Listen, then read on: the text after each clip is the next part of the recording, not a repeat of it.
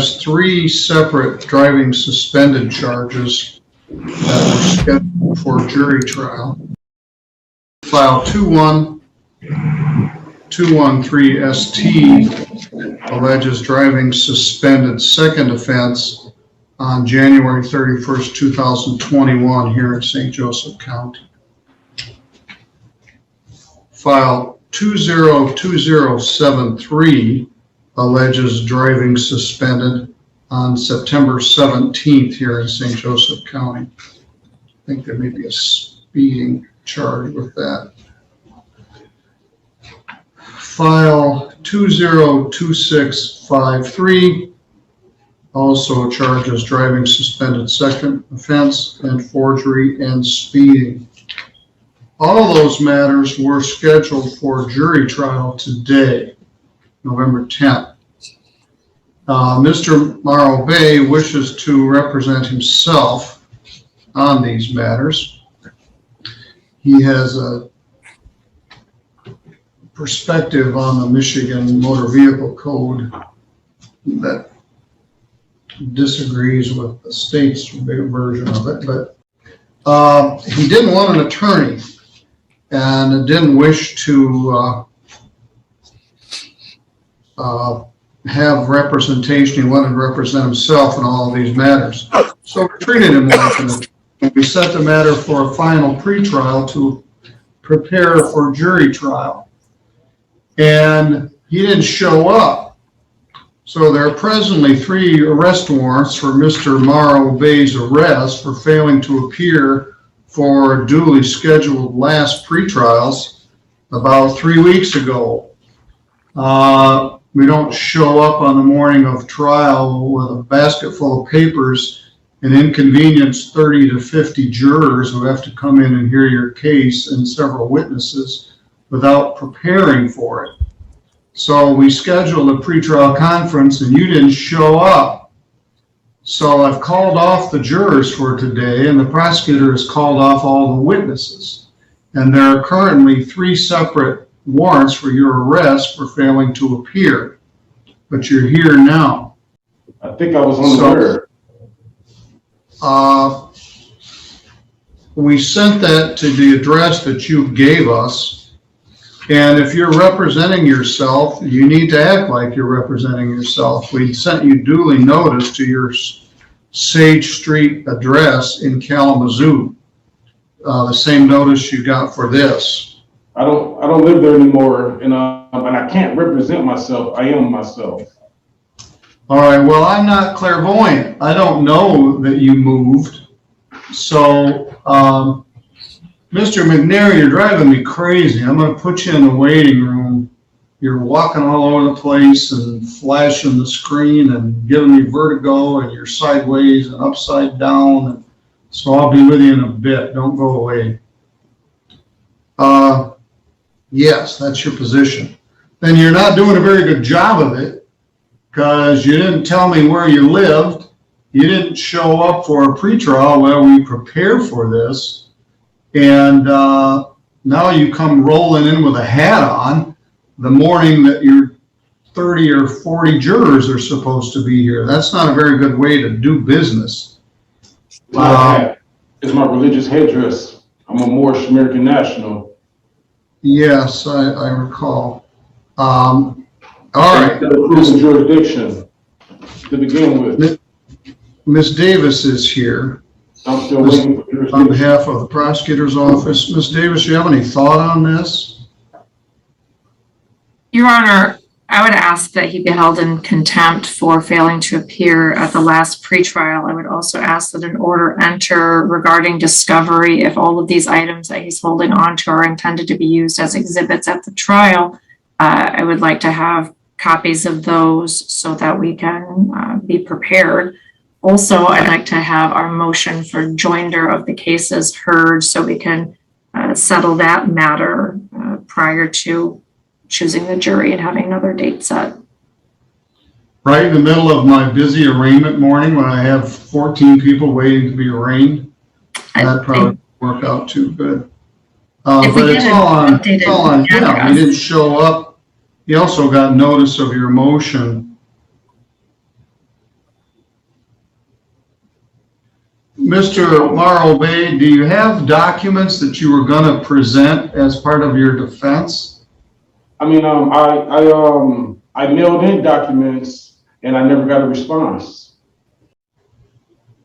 Well, do you have some you wish to present? Well, I mailed in an affidavit to you more than once, and this is also my legal notice for my lawful name change, because I put it on the record that I'm a Moorish American national and I'm not American or a U.S. citizen, excuse me. I'm a man of the land. I'm native to the land.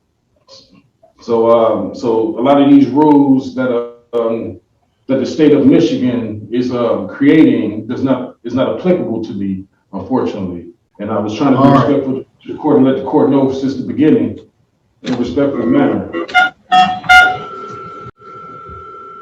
And I have lots of documentation to prove it. All right. I want you to take Mr. Perdue into custody. Okay. We're going to execute the 3 bench warrants that are currently out for his arrest for contempt. We'll take him to jail and we'll make an arrangement later to discuss. Are you arresting me right now? Right. Wow. I don't have time to do it now. All right. Bye. Mr. Perdue, you're going to jail, the St. Joe County Jail here in St. Joe County, and I'm going to hold on to you in lieu of 3 $1,000 bonds till we can review your contempt and the other things we need to deal with. But if you're going to represent yourself, you need to do it right. You need to show up when you're supposed to show up. You need to follow the rules of evidence and procedure. You don't just come in and say, I'm my own country, I'm going to do what I want. So you're going to jail. I was unaware. The bond is $1,000 per file, and I will talk with you later. So right now you're going to the St. Joe County Jail. All right, Thank we'll you. deal with him, Deborah, when we have more time. Thank But he's clearly in contempt. And he is his own person, so he representing himself, he is himself. We'll see if we can sort that out.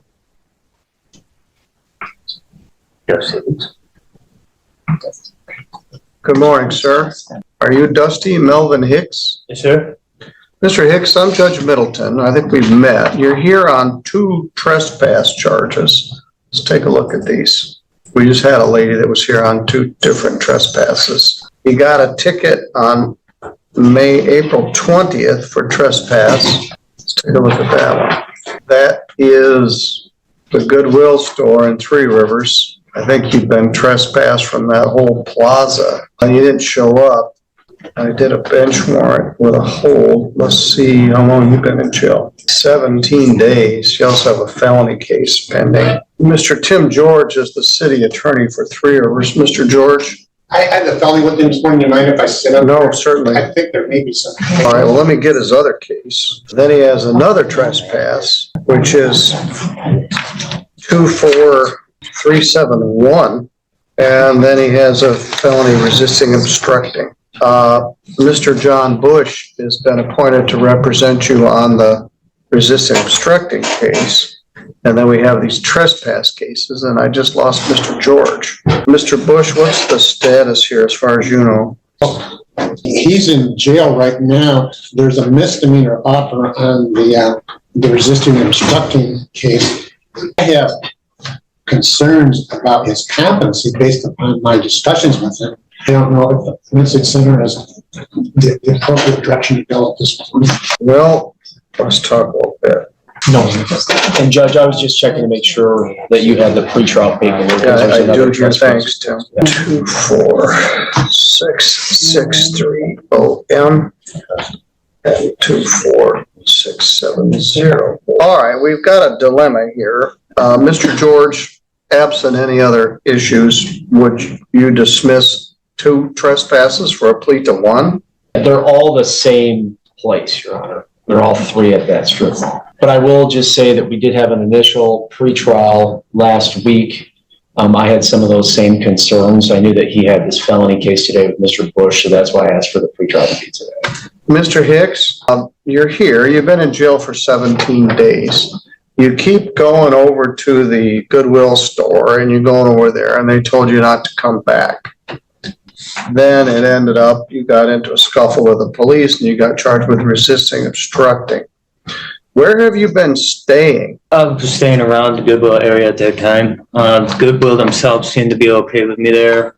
Dollar General does. They all seem fine. They keep asking why the police are bothering me. They say they don't call the police.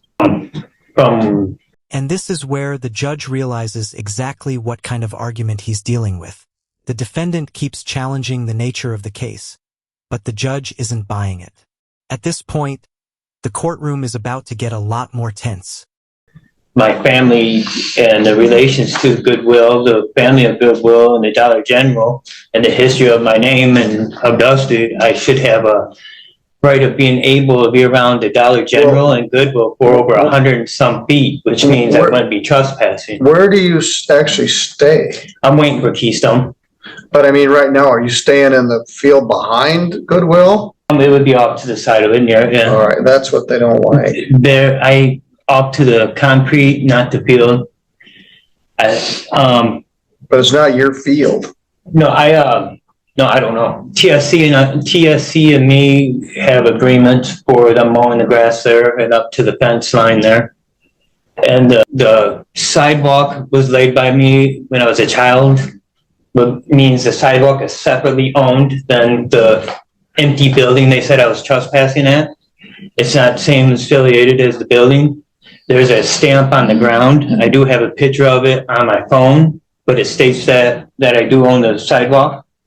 And also the parkway there gives me rights to stay there as well for my heritage rights. And the fence used to be 5 to 6 inches from the building, not the fence that's in the field. So anywhere from that 5 inches or 6 inches from the building back to some apartments is considered property of heritage of Dusty. Property of what? In the heritage of Dusty Hicks. Okay. Which states on a lot of the buildings. Where are you from originally, Mr. Hicks? 3 Rivers, Michigan. Who are your folks? Terry L. Hicks and Carol L. Hicks. Did you go to 3 Rivers High School? Yes, sir. What was your graduation year? 95. Well, then it says you resisted, obstructed a couple of 3 Rivers police officers. What is the misdemeanor offer? Attempted RMO. What have you done since you got out of high school? Employment, raised a family. Doing what kind of stuff? Construction down there in Middlebury. Okay. Well, here's the dilemma we're in, Mr. Hicks. You've got 3 trespasses. You're staying on property that isn't yours. There's no such thing as the heritage of Dusty Hicks that would allow you to have some ownership of this.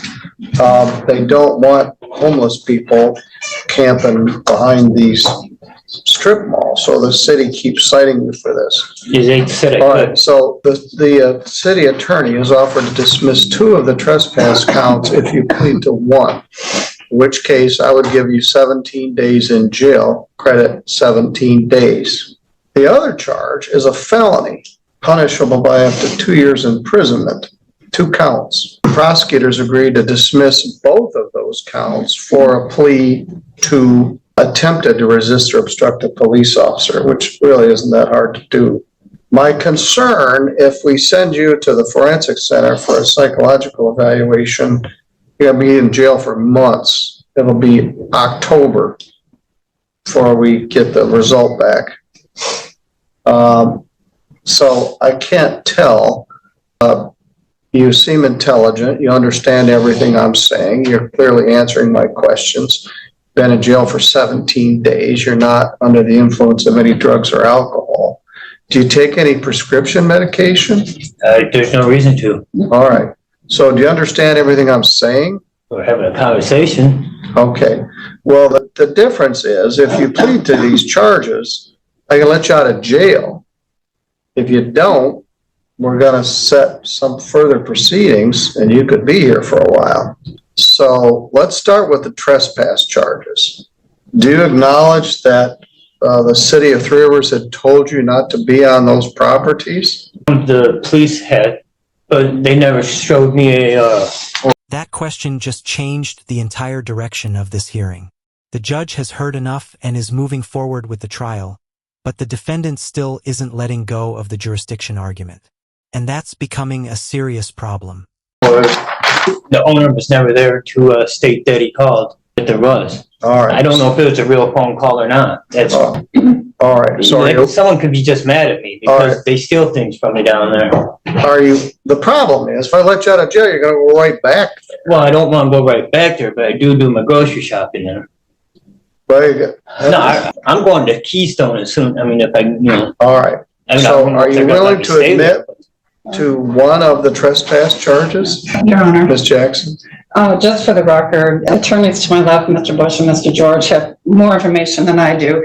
But for the record, given even the balance of what you were discussing, I do believe he should have some kind of assessment before he enters any plea. Well, we're not gonna do a forensic evaluation on 3 trespasses. We may do a forensic evaluation on the resisting and obstructing. And I realize he has these other felonies, and so perhaps that would be the basis for that. And I realize the trespass is stretching it, but because he has that felony, he does have that option.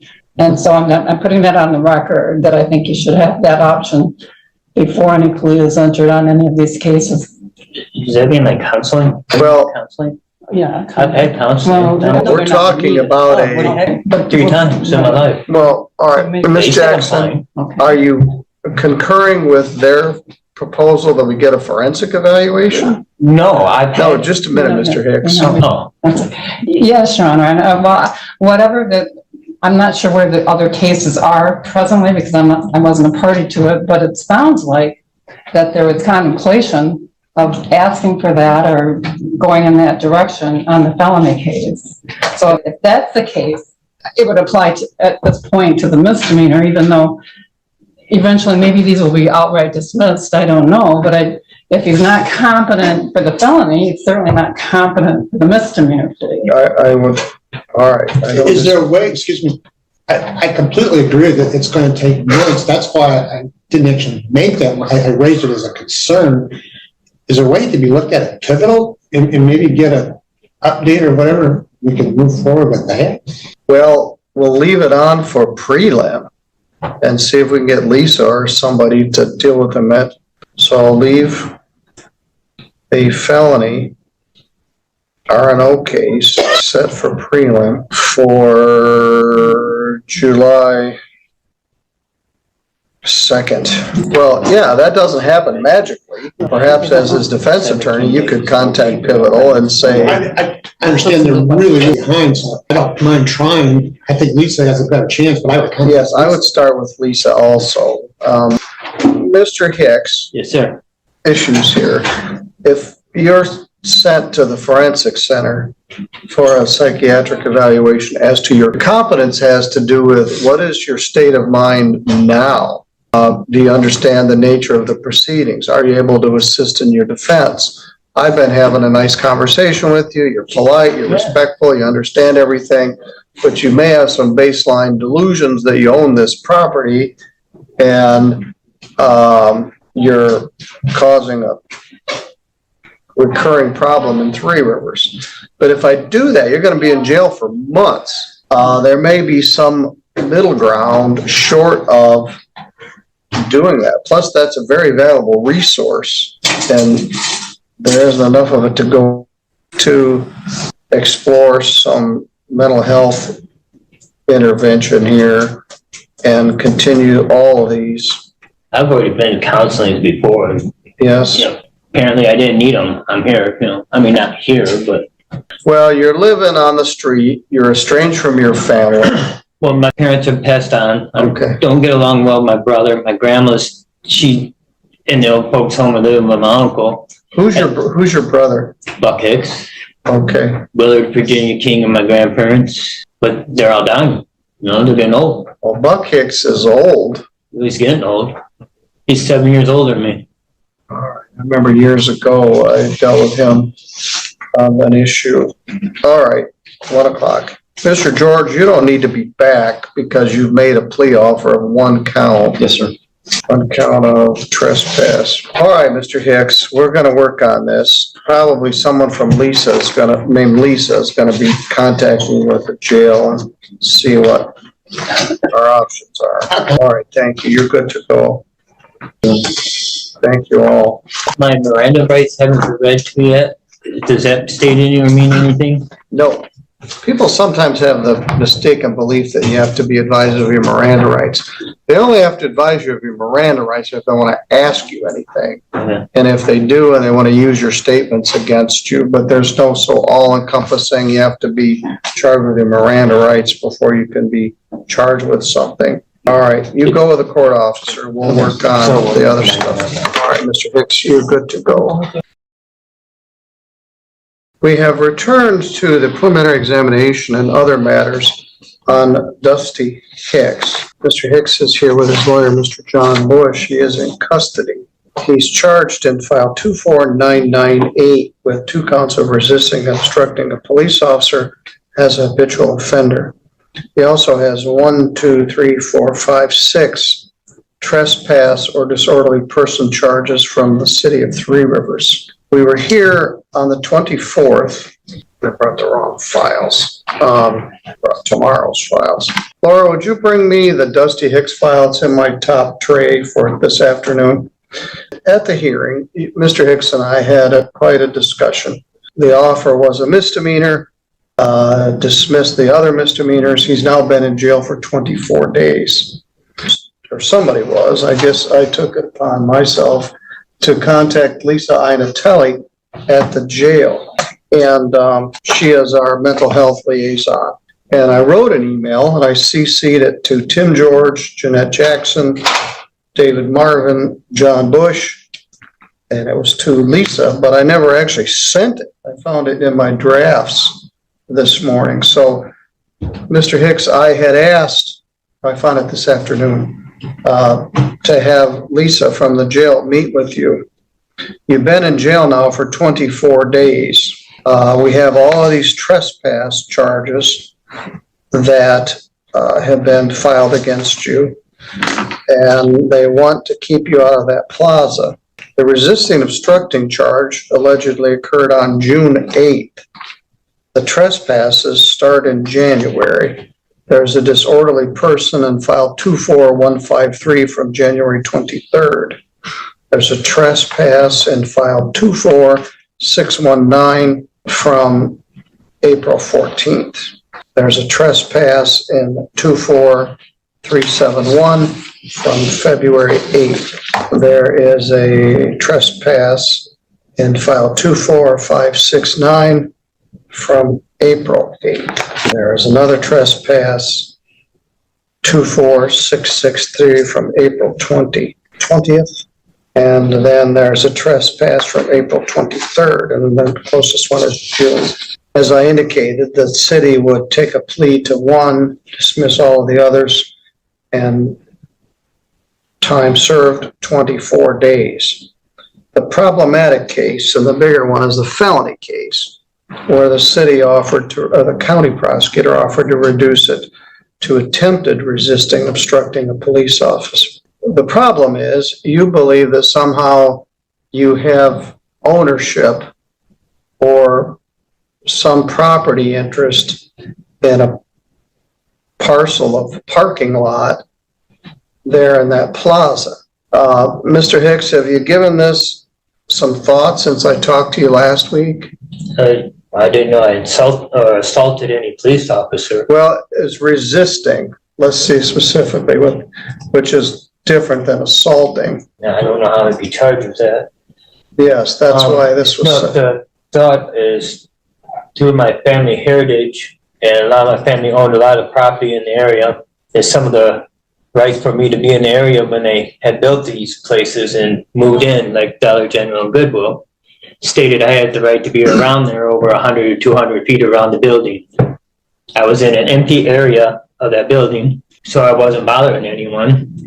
And no one came and told me that I was trespassing. The police just show up and say I am. Well, I don't know if anyone.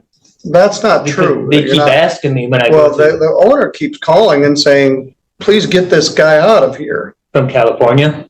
I'm not sure where he He is. said he lives in California because I asked why wasn't he down there, or I thought I asked, may not have, but I thought he had to be there just like anybody else to witness that I was the trespasser, or I get to see them. No, he doesn't. Anyway, there So I was, feel I was being a little bit by the police. It's the same police most of the time, but. well, it's the same shift, so we're at That the makes same point we were at. Yeah, no, I wasn't, it's just the tribal and the thing in the center, that park, that's affiliated with my bloodline and my family. That's another reason why I would be allowed to be down there. The history of the 7 tribes. It's just like the 3 chiefs of Three Rivers, or Princess Mishawaka. You know, she was born here in Three Rivers, so, you know, it's all heritage, and I'm part of that heritage. So I don't see how I was trespassing. And the symbols on my hand match the pavement. The symbols are dusty. The noble bird, no, it's even in the cell I'm sitting in, electrical wires, Your Honor, I don't know if it's a benefit. Yeah, I don't We can know. talk in. We're at the same loggerheads we were. I don't think we have any choice.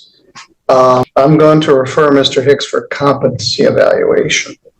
excuse. I'm gonna send you May I to the ask why? forensic center because you have a delusional belief that somehow you have some tribal interest in this property, and you continue to go back to it, and you continue to be Well, arrested. you asked me why.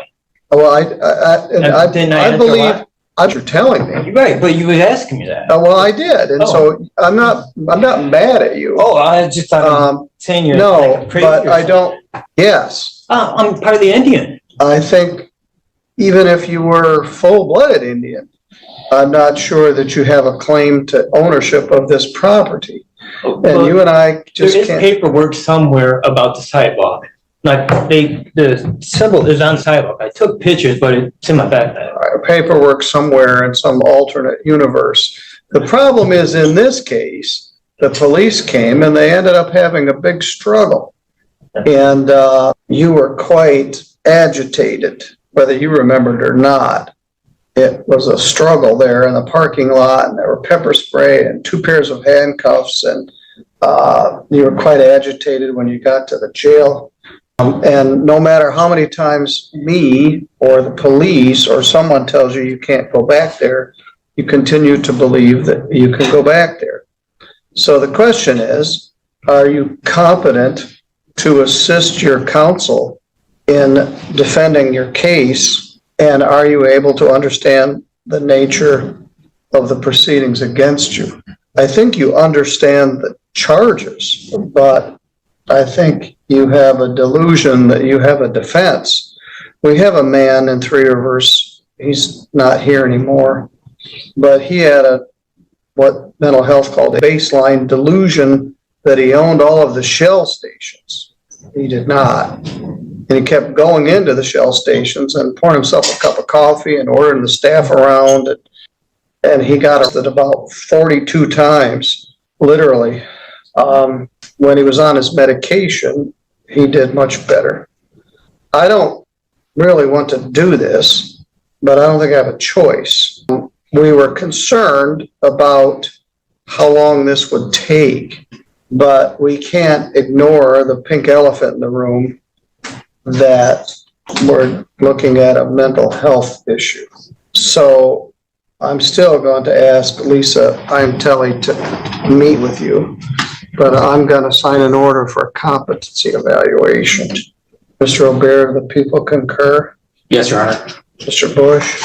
I think it's necessary, Your Honor. I've had that concern. It is to June 17th. Excuse me, you said June 17th? September, excuse me. September 17th? Can be faster. After Lisa meets with him, perhaps we could address a bond issue. But at this point, I'm not confident that if I let him out, he isn't going to go right back to where he was. I'd like to be out so I can get a job. I mean, if there's gonna be a fine somewhere, I gotta pay it somehow. Otherwise, sitting in there anyways, of the $15, $30 a day that they're gonna screw me over with later anyhow, like they did my license. I don't think you're going to be able to pay that, but I understand. You know, I gotta do something with myself. Sitting in there, it ain't gonna do nothing. Yes. It's brick walls, same TV show all day long. What show do they watch? Well, I like the History Channel, but it's the auctions and whatever that making metal. The name of that is. I'm more into the superheroes and G.I. Joe shows. Excuse me, what time of day did you say? That would be 8:30. It can be accelerated. court will execute a petition for competency evaluation. So is that for 8:31 and then 8:30. The prelim would be the following week, which would be September 24th. All right. Miss Lisa from the jail is going to come meet with you. You're always polite, respectful, cordial. We just have a fundamental disagreement on your ownership of this property. he did share with me today that if he was released, he would probably go to Keystone and ask for housing assistance. All right, we'll hear what Lisa has to say. All right, Mr. How long Hicks. would that be if she does, if I can get to Keystone, because by September, they're not gonna want to put me in there. I mean, maybe if they ain't said like the last time that they spent money. I mean, I was just about having employment where we were before I got over here, but you know, they ain't gonna do me no good in here. All right, well, keep you safe, keep the public safe. Not a threat. I didn't run. Well, you're right, although there was a fight here with the police that I don't want to minimize. I felt like that, you know, I sat down like I stated. I didn't throw it. Don't tell me any more about it, Mr. Hicks, but we need to try to get to the source of this. All right, you're good to go with the officer. Thank you, Judge. Thanks, sir. We tried to finesse it, but I don't think there's any finesse. I think he needs an evaluation. All right, we'll see what Lisa's got for us. Thank you both. I believe he's sincere in his belief. I mean, obviously, they're not factually based, but Well, he said to me, you asked me, and he's right, I did. But we're not getting anywhere. And we could have a prelim and present probable cause evidence, but the same problem would exist in circuit court. And then you'd have a competency evaluation. So I might as well bite the bullet, and I'll do the order here forthwith. Thank you. all right. I guess my concern is like yours is whatever day you let him out, I suspect he's gonna go right back there. Say that again? Well, I don't intend on pleading. Okay. That's fine. That's your absolute right. Okay. You're entitled to have a prelim on the felony case. The misdemeanor in driving just goes with it. Such as I do not acquiesce jurisdiction. All right. Acquiesce is what you mean. There we go, but you know what it means. There we go. I know what it means, but you don't. We've Well, got a I know borough I can't grove. pronounce it, but I do know All what right. it means. Well, it means you don't accept jurisdiction, and you can challenge that when you're sitting in the St. Joe County Jail saying, hey, I own jurisdiction. At any rate, you are correct. You don't have to plead to anything. And if you want a preliminary examination, we'll set it for next week. Thank you. And whoever's feeding you this gobbledygook is not a favor. It's not gobbledygook because you know what it is and I know what it is. So, all right, sir, we'll set this for pre. The reason why they took action on your license was because of that notice of suspension. So the officer asks for suspension So, for the DMV. but you do have a right to file in circuit court and get a restricted. I'll just give me a show. Dark, had a race with a sheep. How you doing, sir? Good, how are you? I'm good. So you're admitting that you're racing down the road? So one of the reasons for the affidavit and the search warrant is the vehicle was initially observed traveling 60 miles per hour in a 35 mile per hour zone. Observe me for them to visually see. That could be inaccurate. I observed a high rate of speed after All falling right. behind the vehicle. I activated my forward-facing radar and moving mode, same direction, and the screen displayed a speed of 60 miles per hour. And was accompanied by an audible tone consistent with the speed displayed. The vehicle was at 35 mile an hour zone at the time. The white Chevy Malibu then turned east down Hopkins Street, and I attempted to catch up. Once again, activated my radar, which showed a speed of 64 miles per hour, and was accompanied by an audible tone consistent with the speed displayed. And that's whose word? The officer's word? Mhm. That's mine. I'll take my chance. And I know what the video was showing. And I would also, if you could talk to the judge and see, I would like to send that blood work to my own physician. That is in my rights. To have verified, because I do not believe I was under 0.251. Thank you. We have a little time, it's early in the day, do you want me to come with you and play the video for him? Would you like to watch the Oh, video? no. Why don't we watch it a little bit, some of it? It's I just- don't think any of it, let's turn the record on. He's got to change his mind, and if he wants to believe something he read on the back of a cereal box, and this matter transferred to circuit court as a felony, that makes much less aggravation for me, and Judge Stutzman can deal with it. Now we're hearing a classic sovereign citizen style argument. No legal entity, no driver's license requirement, and no contract with the court. But here's the problem. Simply declaring these beliefs doesn't erase the laws or the court's jurisdiction. Let's call the case. This is file 24300FY, People versus Gregory Cuscard. Mr. Cuscard is here with his lawyer, Rhonda Ives. We were here last week for a preliminary examination conference. Allegation is that the defendant was in the city of Three Rivers on February 19th. He was stopped for motor vehicle violations, charged with operating while intoxicated. That's a misdemeanor. He's also charged with resisting and obstructing Officer Michael Kendall from the Three Rivers Police Department, who's present here today, in the course of his arrest and processing in this case, including conduct at the Three Rivers Hospital. Ms. Halleck is here in her role as an assistant prosecuting attorney, and your lawyer, Rhonda Ives, is here. My understanding, Ms. Halleck, is the offer was plead to operating while intoxicated, not even high VAC. No, it was actually an impaired, Your That Honor, was offer impaired. and one attempt resisting obstructing. Oh, that's right. Well, let's go through that again. Impaired driving is a misdemeanor. It's punishable by up to 93 days in jail and a fine of up to $300. Carries 4 points, and it causes your driver's license to be suspended. Has the blood alcohol level come back? Yes. Yes. And what is it? I didn't even look, I just got notice today that it was in, but I didn't look because I don't need that. You have it. Came back at a 0.251, Your Honor. Well, that's well over the impaired limit. All right, that's one option for you, Mr. Cuscard. The other option is to have a preliminary examination here today. And we talked about this last week. You're absolutely entitled to a preliminary examination. Well, let me explain again what that is. You're not going to be found guilty or not guilty at this hearing. It's a hearing just to determine whether there's probable cause to believe that a crime was committed and probable cause that you did it. And it's only on the felony charge of resisting and obstructing. The misdemeanor charge will automatically get bound over with the felony, the drinking driving charge. And the whole thing would be sent to circuit court for further proceedings, trial or otherwise, in circuit court. Do you understand? Yes, I do. All right. And so that needs to be found here is simply probable cause that you resisted or obstructed Officer Kendall. Do you understand? Correct. All right. And as I think you're in the same position you were last week, you wish to have your preliminary examination here today. Correct. All right. In which case the prosecutor will revoke the plea offer. No, Your Honor, we'll keep it open. Even after the prelim? Well, that's up to you guys. I guess I won't.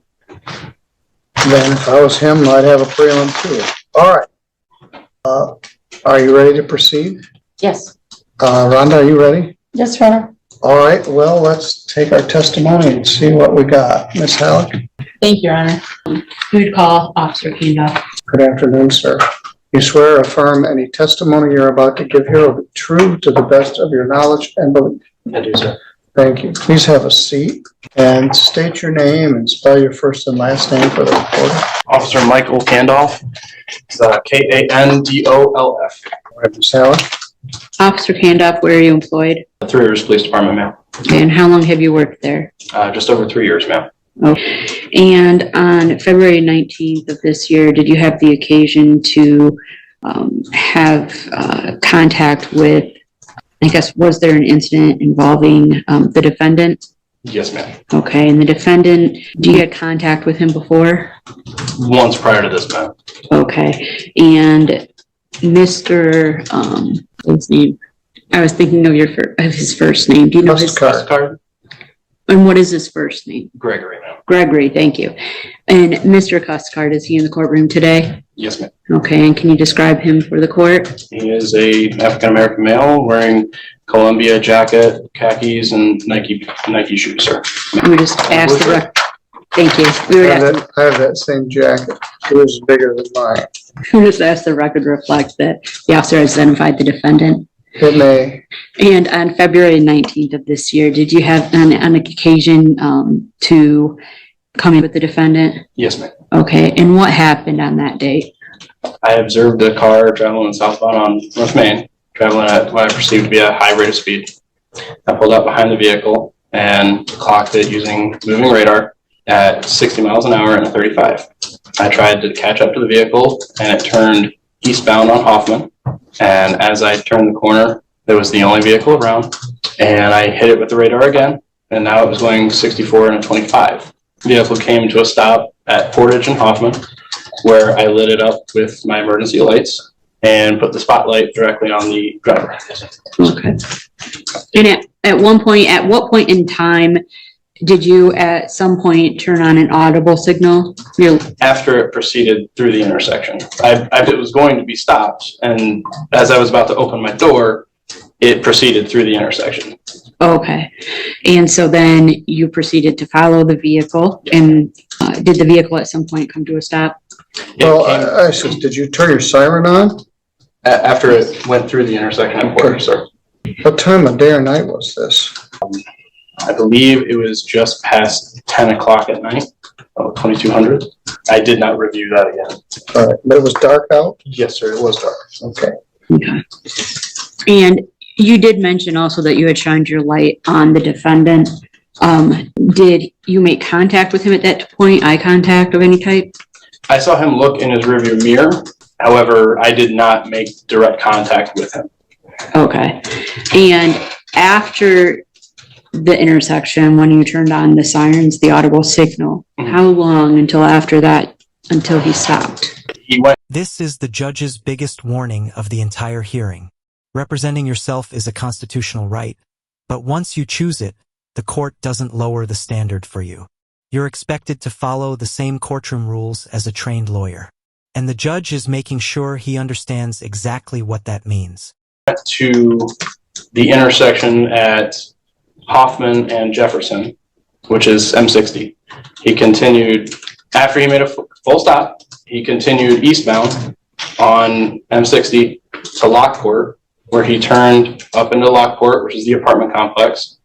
He continued to go all the way back around the apartments until he came to a stop in two parking spots right in front of an apartment. Okay. And after that first stop at that first intersection, you turned on you then had your lights on and your audible signal on. Yes, ma'am. And he failed to stop. Yes, ma'am. Okay. Once the vehicle did stop, can you explain what happened at that point? I approached the vehicle and ordered him to show me his hands. He continued to fidget with his phone, trying to call somebody. He was smoking a cigarette at the time. He was ignoring my orders to show me his hands, and I ordered him out of the vehicle, which he had the doors locked and the window up, and he refused to get out of the vehicle. Okay. How many times did you have to request, or do you recall how many times you asked or ordered Multiples. I don't recall how many times exactly. Okay, that you ordered him to get out of the vehicle? Multiple times, ma'am. Okay. And when he failed to follow your commands, what happened then?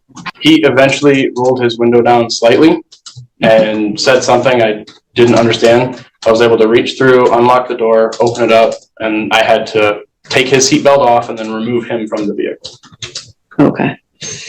And once he was removed from the vehicle, was it still only you at the scene? It was me up until I believe Officer Chittister got there just as I was escorting him back to my car.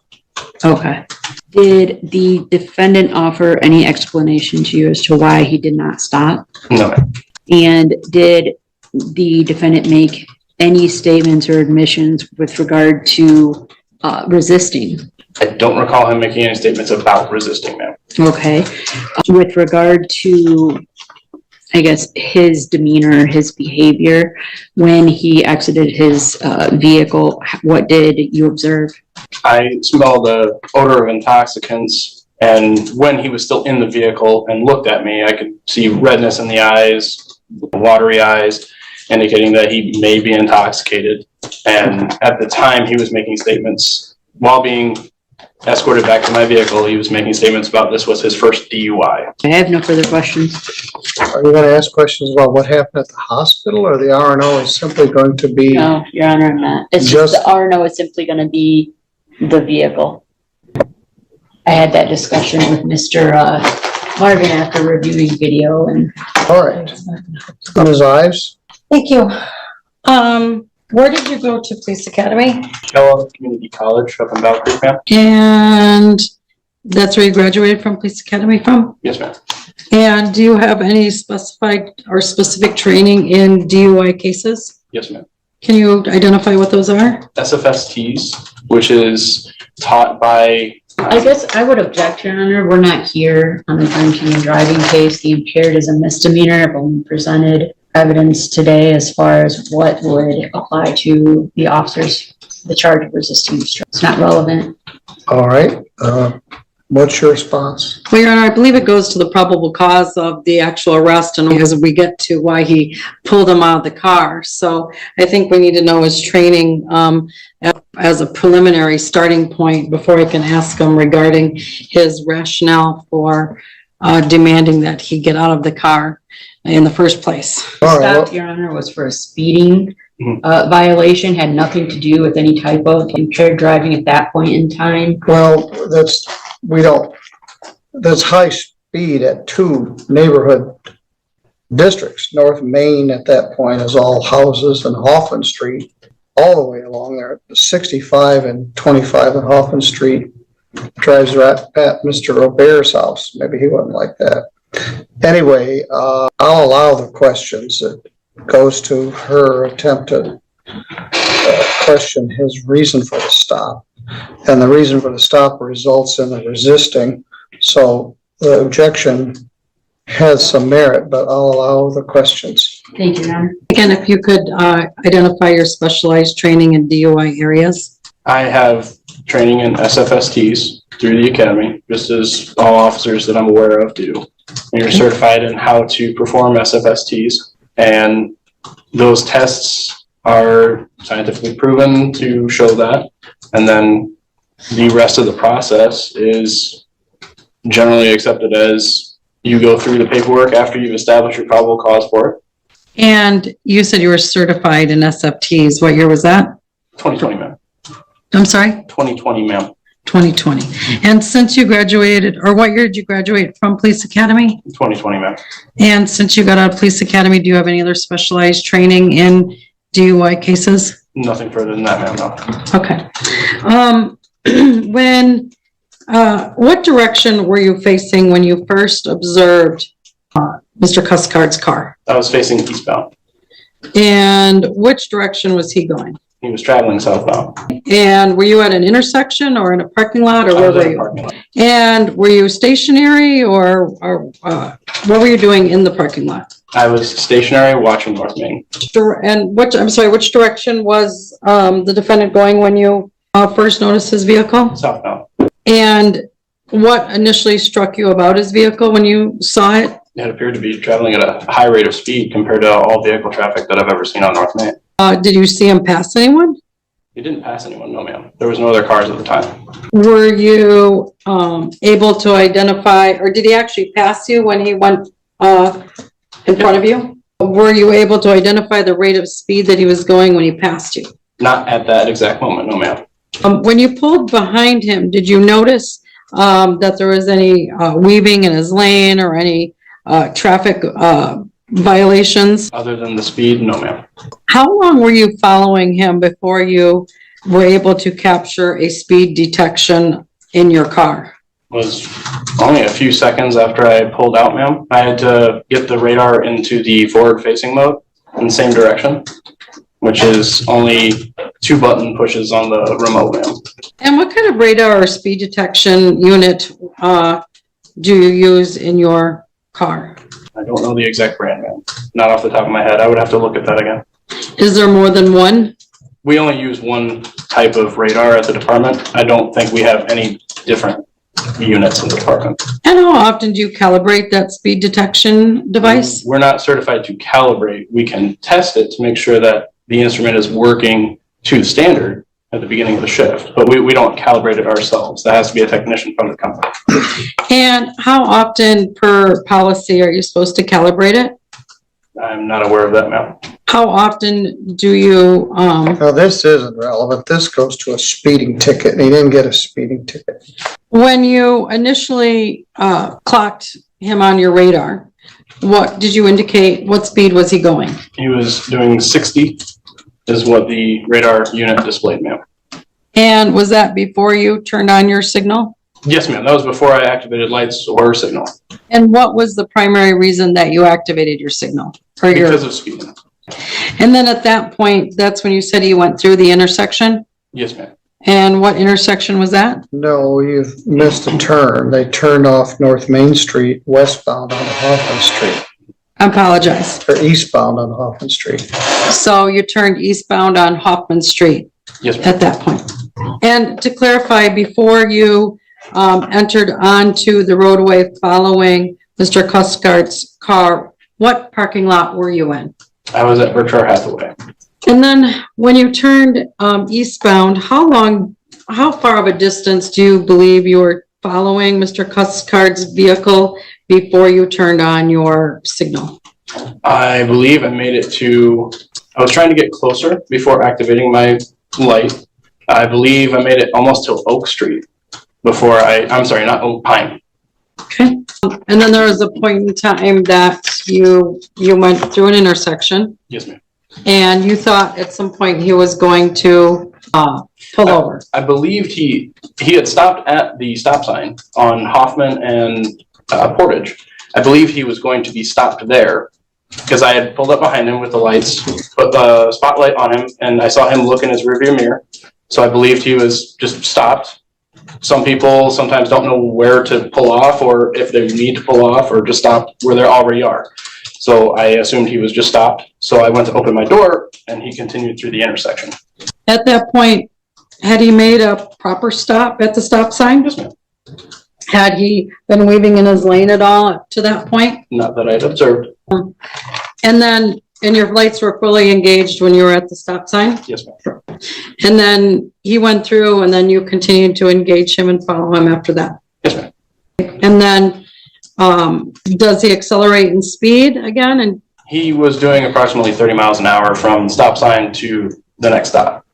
so there wasn't any more high rates of speed? No, ma'am. Okay. And how far from that point, from when he came to the stop sign until he finally stopped? I haven't measured the distance, but I believe it would be about a half a mile, ma'am. But he did stop. Eventually, yes. Did he pull into a parking place properly? He was just over the line, but he pulled into a parking lot. Yes, ma'am. No, we're not done yet. He stopped at the intersection of Jefferson, which is M60. Is that correct? Yes, ma'am. Yes, sir. And then he continued eastbound, maybe another quarter of a mile to the Riverside Townhouse parking area.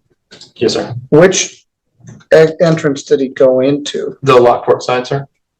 So the first drive on the west side. All right, thank you. Go ahead. At any point in time, did you see Mr. Cuscard's hazard lights on his vehicle? I don't recall that, ma'am. How many officers on scene arrived? Total, there were 3 of us, ma'am.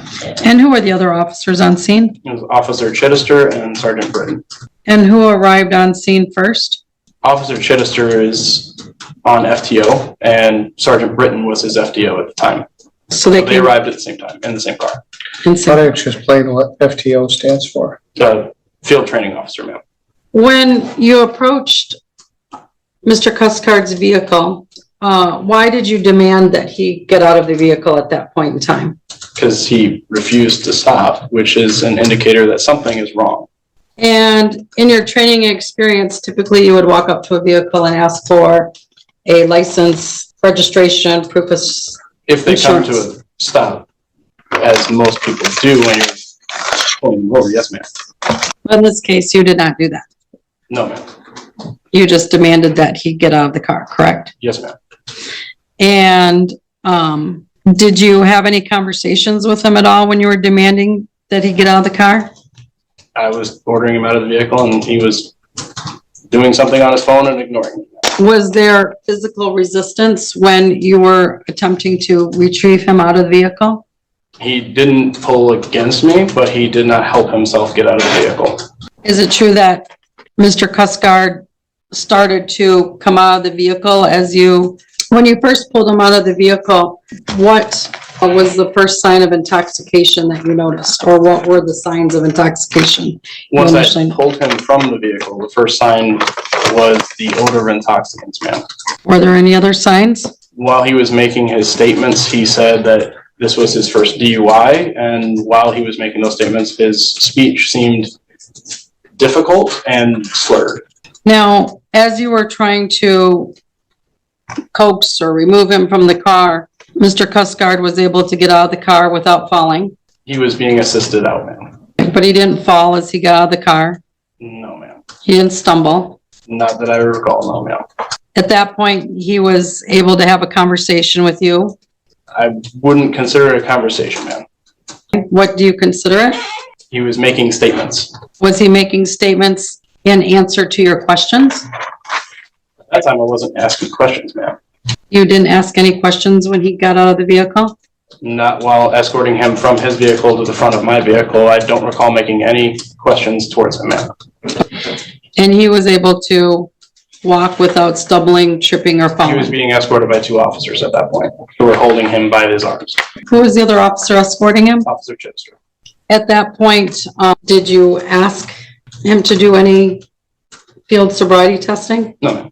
Did you give him the opportunity to do any field sobriety testing? No, ma'am. And why is that? Because he kept resisting us. He would not let go of his phone. He would not provide his arms. He would not give us the ability to handcuff him safely. So he had to be placed in handcuffs immediately.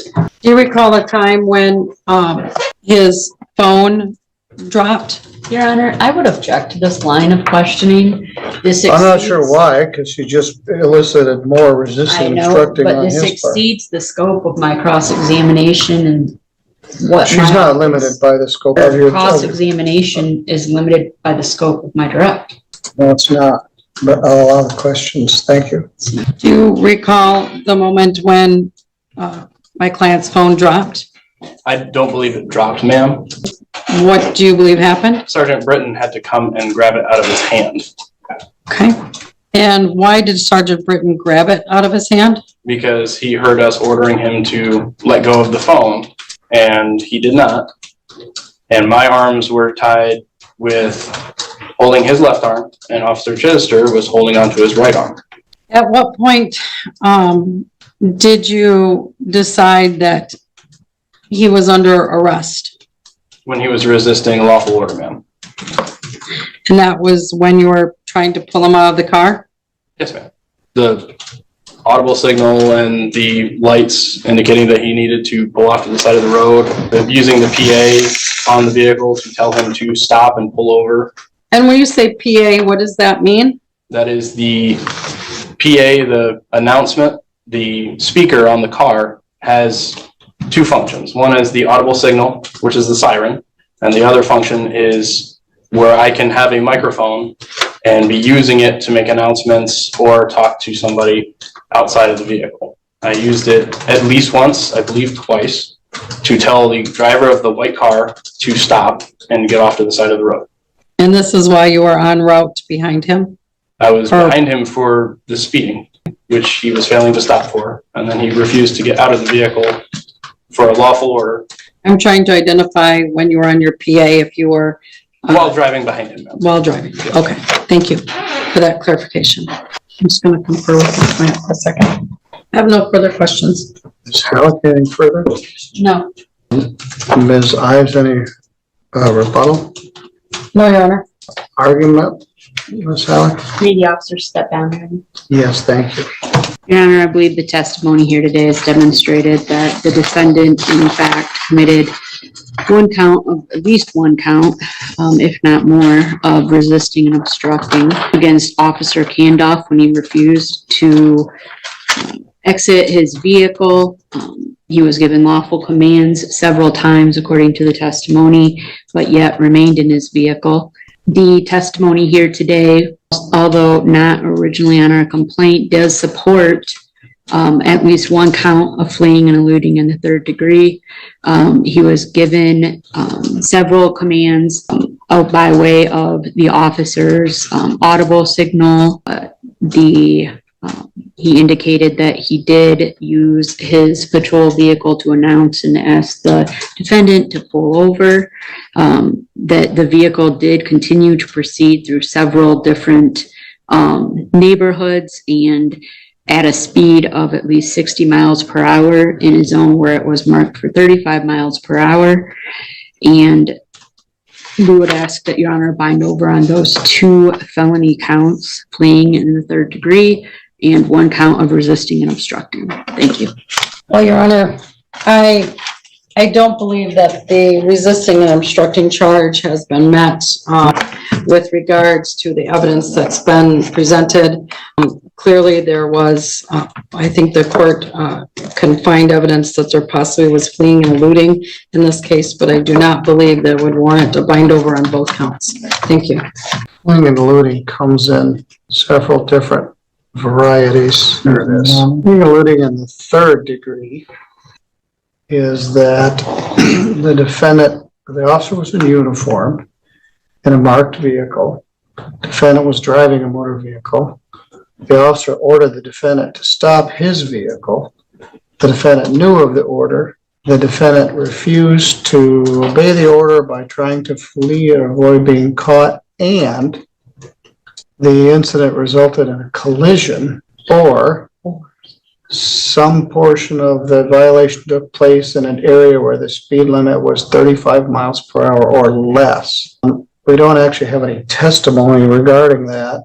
Whatever fleeing took place on Hoffman Street from the light, from the stop sign at Portage to, just a minute, to M60, and then down M60 to parking lot. Part of M60 is 55, and the residential section of Hoffman from North Main to Portage is certainly 25. But I don't remember what the speed limit is from. Your Honor, between Portage and M60 is 35. Thank you. Proofs are closed. We can ask to reopen them. The testimony was the speed limit was 25, and I don't know what it was at that point, but I don't believe it's over. It's in the city of Three Rivers, so I don't believe it's over 35, so I guess I will allow it. Are you also going to ask to amend the drinking driving charge to high blood alcohol level? Yes, Your Honor, we will request that. That's a misdemeanor, but they should be put on notice. Right, and I did just get those results in recently, so I had not had time to process that, and I think we will request that. Thank you. All right. I made a finding that the speed limit was not over 35 miles per hour, knowing that it's in the residential area of Three Rivers. He wasn't going over 35 miles an hour, but it doesn't matter. It matters what the limit is in the area where the refusal to stop was. They're all part and parcel of the same thing. For resisting, so I do find there is sufficient evidence that meets the elements to a standard of probable cause for fleeing, eluding in the third degree. The resisting, obstructing an officer has different elements. To prove this charge, you must show that the defendant either assaulted, battered, wounded, resisted, obstructed, opposed, or endangered Officer Kendall.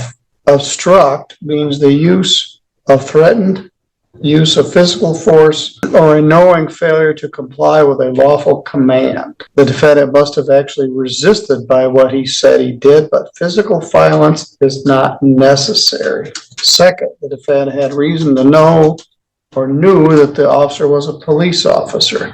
Here he's in a marked patrol car with lights and siren. Third, that the officer gave the defendant a lawful command, was making a lawful arrest, or was otherwise performing a lawful act. This was a traffic stop that turned into arguably a fleeing lewd, and then he refused to get out of the vehicle. And that meets a standard of probable cause for that charge as well. So the prosecutor can file an amended complaint alleging resisting and obstructing a police officer as count 1, fleeing and looting in the 3rd degree as count 2, and they have leave to amend the misdemeanor charge operating with a high blood alcohol level. Bond is set in the amount of $1,000. The defendant has posted his bond. He's been present for every proceeding. And matter is bound over to the circuit court for further proceedings on the amended complaint. Thank you, Your Honor. All right, good luck, sir. I thought you might like this, but you probably won't take it. But the name's right here. I don't know how to really pronounce it, but it brought up the whole Three Rivers. It's old. It's real old. So you might like to read over that. And also, in there, an anomaly happened down here in 1932. Someone from Three Rivers was able to capture 7 moons and 7 suns aligned. That's a very beautiful anomaly that happened here in Three Rivers. All right, thank you. You welcome. So you gave me a bunch of Three Rivers history. Yep. There you go. All right, I already read over it. So, all right.